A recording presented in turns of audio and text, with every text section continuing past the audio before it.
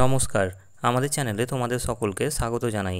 আজকে আমরা তোমাদের জন্য নিয়ে এসেছি নিউজিল্যান্ডের একজন বিখ্যাত লেখিকা ক্যাথরিন ম্যানসফিল্ডের লেখা একটি বিখ্যাত ছোট গল্প দ্য ফ্লাই। ক্যাথরিন ম্যানসফিল্ডের জন্ম 1888 সালে এবং মৃত্যু 1923 সালে। তিনি নিউজিল্যান্ডের একজন ভীষণ বিখ্যাত ছোট গল্পের লেখিকা। তিনি রাশিয়ান লেখক অ্যান্টন চেকভের দ্বারা ভীষণভাবে প্রভাবিত ছিলেন। তার লেখা কয়েকটি উল্লেখযোগ্য রচনা হলো প্রিলিউড, ব্লিস, অ্যাট দ্য বে, দ্য ফ্লাই, দ্য ক্যানারি ইত্যাদি। গল্পটি শুনে নেওয়ার আগে চলো আমরা জেনে নিই এই গল্পের মুখ্য চরিত্রগুলির সম্পর্কে।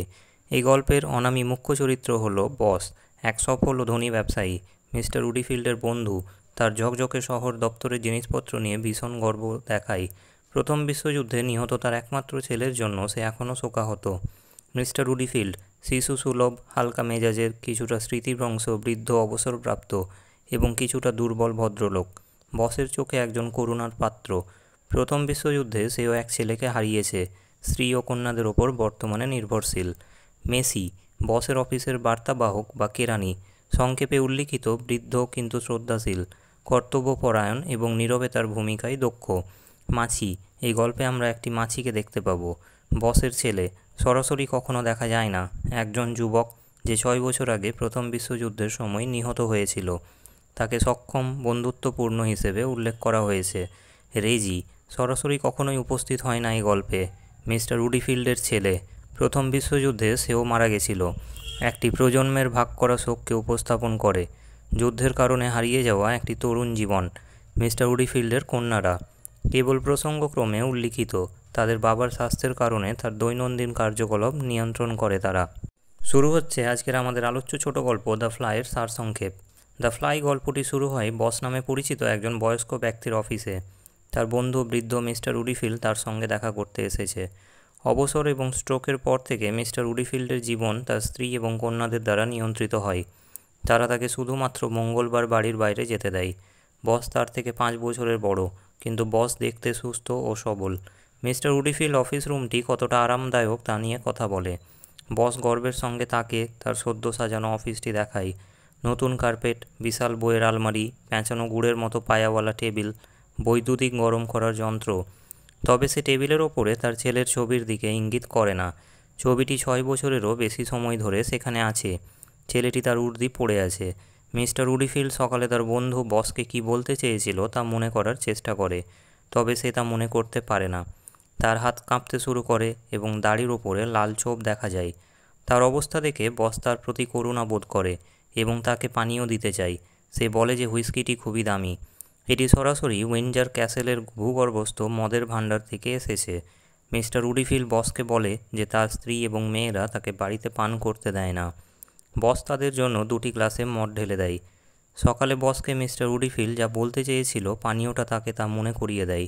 সে জানায় যে তার মেয়েরা গত সপ্তাহে বেলজিয়ামে তাদের ভাই রেজির কবর দেখতে গিয়েছিল। সেখানে তারা ঘটনাক্রমে বসের ছেলের কবরও দেখতে পায়। যদিও বস তার ছেলের কবরের কথায় প্রবল নাড়া খায়, সে কিছু বলে না।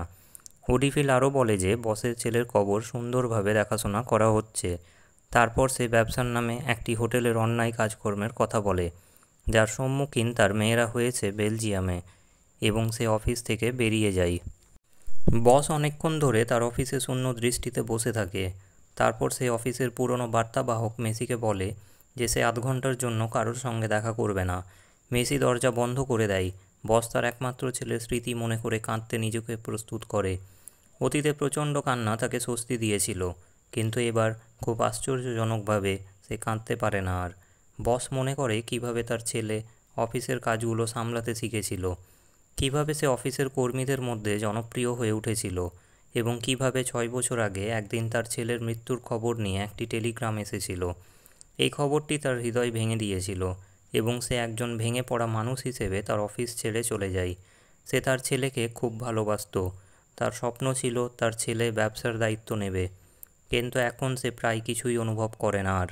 ব্যথাটা মনে হয় চলে গেছে, সেরে ওঠেনি, কেবল হারিয়ে গেছে।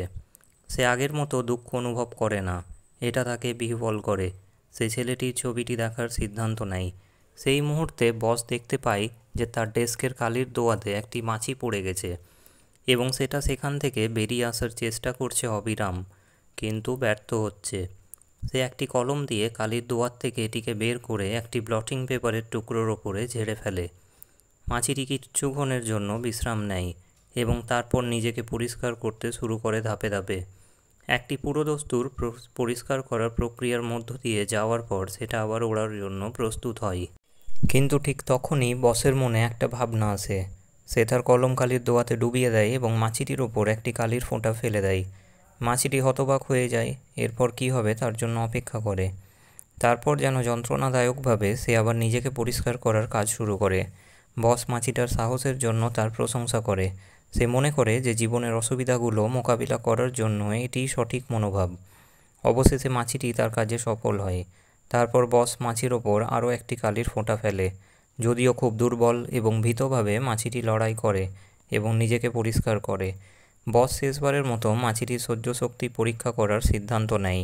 সে কালির দোয়াতে তার কলমটি ডুবিয়ে দেয় এবং ইতিমধ্যেই ভিজে যাওয়া ব্লটিং পেপারে শেষ কালির ফোঁটাটি ফেলে। এবার মাছিটি নড়ে না আর। তার পিছনের পাগুলি তার শরীরের সঙ্গে আটকে থাকে এবং সামনের পাগুলি দেখা যায় না। বস তাকে উৎসাহিত করার চেষ্টা করে। তারপর মাছিটি মৃত বুঝতে পেরে সে একটি কাগজ কাটার ছুরি দিয়ে মৃত মাছিটিকে তোলে এবং আবর্জনার ঝুড়িতে ফেলে দেয়। বসের মন খারাপ হয়ে যায় এবং সে ভয় পেয়ে চলে যায়। সে মেসিকে ডাকে নতুন কিছু ব্লটিং পেপার আনতে বলার জন্য। মেসি চলে যাওয়ার পর বস মাছিটির দ্বারা বিভ্রান্ত হওয়ার আগে কী ভাবছিল তা মনে করার চেষ্টা করে, কিন্তু সে মনে করতে পারে না আর। ক্যাথরিন ম্যানসফিল্ডের দ্য ফ্লাই ছোট গল্পটি আধুনিক লেখনীর মাধ্যমে গভীর মানবিক অনুভূতি যেমন দুঃখ, তিক্ততা এবং শূন্যতাকে তুলে ধরে, যা একটি অসামান্য বৈশিষ্ট্যের গল্প সৃষ্টি করে। এটি প্রথম বিশ্বযুদ্ধের ভয়াবহ প্রভাবকেও প্রতিফলিত করে, যা সেই সময়ের উদ্বেগ এবং হতাশাকে তুলে ধরে। গল্পটি মৃত সৈন্য ও নিরীহ মাছিটির মধ্যে তুলনা টানার এক অবকাশও প্রদান করতে পারে, যাকে নিষ্ঠুরভাবে হত্যা করা হয়েছিল। গল্পের চরিত্রগুলো বিভিন্নভাবে কষ্ট পায়। মিস্টার উডিফিল্ড বার্ধক্যের কারণে স্মৃতিশক্তি হারায় এবং বসকে সুস্থ ও শক্তিশালী দেখালেও সেও শেষ পর্যন্ত তার উদ্বেগের কারণ ভুলে যায়, যা দেখায় যে শোক সবাইকে প্রভাবিত করতে পারে।